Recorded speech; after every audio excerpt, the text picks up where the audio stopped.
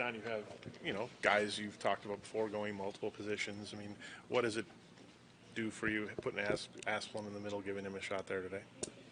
Yeah, unfortunately, Z's not feeling a little under the weather, so he didn't make the trip as a result. Feeling better today, though, based on this morning's report, so that's good. And then, Aspie's played a bit of center, and, 5 guys should be interchangeable. I think the face-offs would be the big thing, and Oki can take some draws there as well. You're going to go up against another really good goalie, probably 2 games in a row, 2 of the best 3 goalies in the NHL. I know that's not the way you approach your team when you talk about it, but how do you maybe help them not to get frustration in their game when they're playing such good goalies? Yeah, you just have to play hard. I think there's enough reasons to feel good about your game if you're our guys individually. Coming out of last game, you've got to, these guys, our guys, train hard, work hard, and they believe in their ability. So as long as we have that, I'm confident that things will be positive for us. I don't worry too much about, a good goalie you're in the NHL, so everybody's good. You got to have that, you accept that, I guess, so not too concerned with that. You talk many times about being the youngest team in the league, and a lot of times the atmosphere would get to a young team. It's been the opposite with this team. You have Vegas, Montreal, Boston, Washington. You've thrived in some of the most hostile environments. This is another one tonight. Why do you think that is? That's not the norm for a real young team. Oh, it's a great sign, first of all, to be able to handle that pressure. I think there's more pressure on us at home because our guys care so much. They care about our fans. They care about our city. And I think that's where you see us being tighter. I can tell, I've been around lots of teams, lots of players for lots of years. And to me, it's evident to me. They put more pressure, and it becomes negative pressure on themselves at home than they would on the road. And, they've thrived in these type of situations, loud buildings, when it's only us 20 and there's, 18 to 20,000 people against us. They've seemed to embrace that very much. Winnipeg made it difficult early to get through the neutral zone. Then you guys solved that as the game went on. Nashville's a very defensive team, too. Are they the type of team, too, that will try to do that? Yeah, very similar to Winnipeg. They want to play in your face. They'll, overload the puck area.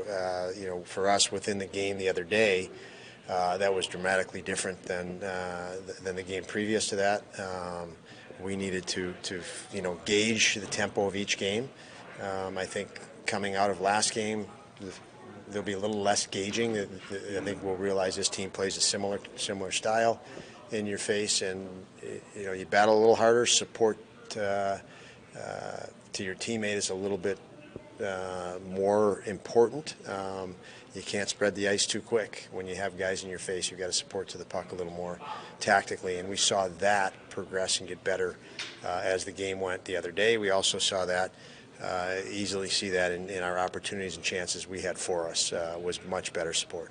How do you handle Yossi? You've got Dahlin, they have Yossi. How do you handle him? He's another great defenseman, mobile, agile, much like Winnipeg has a top defenseman, Colorado. So we've played these types of players, and we don't look at it as the specific player. It's in this case tonight it's Yossi, but it's a great athlete within our league, and our guys have done a great job of it. It takes more than one, but there's absolutely tactically things you need to do against highly skilled guys, and our guys have done well against it. So another night with another challenge, and we look forward to that. Rasmus Dahlin has said that a big part of his success this year he credits to just being himself and not trying to be someone he's not, and it's helped him on the ice. How have you seen that maybe change in demeanor help his game this year?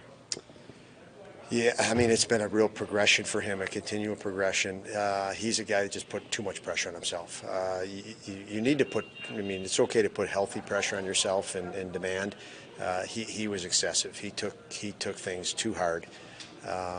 There's lots of expectations on any player, especially players drafted number 1 overall. And when you try to live up to that, you can lose yourself a little bit and lose being in the moment. And so he's I think done a great job to just stay in the moment and do what he can do and accept that, hey, you can't do everything, and that's made that's allowed him to have a lot more control. He was probably giving up too much control, trying to be too perfect in any moment. I'm sorry to interrupt. Do you recall a specific moment, game, something like that, where maybe you talked to him about that, or you sensed that shift from him? Yeah, we've had lots of talks on that, and it's been a progression. A big shifts through the off season when he has time to just decompress, reflect, continue to grow. He's made himself a better athlete, so even the competition becomes easier. He's become bigger and stronger and quicker, and added more skill to his game. Through the off season, with hindsight from the season itself prior, and when you're as competitive as he is, and you love the game the way he does, lots of these players make leaps in the summertime. Because they can just step back, and he's one of them. And so, the start of the year, he was way better than he was at the end of the year last year, and he was great for us even at the end. So, and I think at his age, we're still working from a base there's still a high ceiling, and he's going to continue to improve. Even like you look at the play against Connor is not a play he makes very often at all. I mean, that just happened. Not to tell him what he did wrong. He knows what he did wrong. But do you have to maybe pull him aside and say, because I'm sure he was hard on himself when that happened. I'm sure he beat himself up about it. And do you have to pull him aside on this one and say, hey, it happened, move on? Well, on that one, there's always more than just him. I mean, when you give up a breakaway, we had another defenseman that shrunk the zone. So his pass option was a forced pass option by his teammate. Mm-hmm. So you got to go way beyond Rasmus on that play that but you're he would speaking still be of. hard on himself. Oh, he's absolutely hard on himself. He's always hard on himself, and that's why he's great, because he's hard on himself. The guys that aren't as hard on themselves that say, it was out of their control and it was blame something else. He doesn't blame anybody but himself. But I can tell you, in his defense, we shrunk the zone. We had plenty of space, and we took time and space away from ourselves.